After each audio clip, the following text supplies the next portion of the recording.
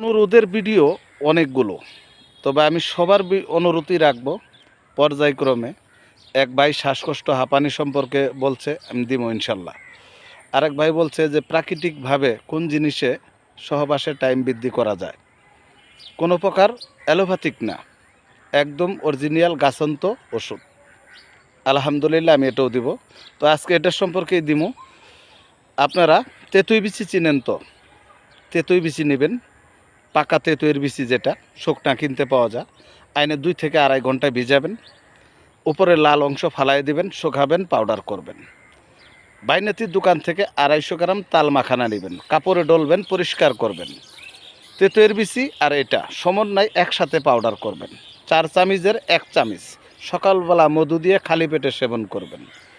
1 table চামচ মধু দিবেন, 1/4 চামচ পাউডার দিবেন। আল্লাহ রহমত গোলায়া সকালবেলা খালি পেটে খাবেন, 1 ঘন্টা পরে নাস্তা খাবেন। আর রাতে আরেকটা খাবার আছে, সেটা হলো কোনটা? অশ্বগন্ধা পাউডার আর সাদামুচি, এই দুইটা স্ট্রং কাজ করবে। 250 গ্রাম সাদামুচি, 250 গ্রাম অশ্বগন্ধা, এই দুইটা সমন্বয় পাউডার করবেন। রাত্রে 1 গ্লাস গরম দুধের সাথে 1/4 চামচ খাবেন। এইভাবে 3 সপ্তাহ খাওয়ার পরে একটু যদি সম্ভব হয় 2 সপ্তাহ বন্ধ রাখেন, পরেতে শুরু করেন। ইনশাল্লাহ 100% আল্লাহ রহমত কাজ করবে।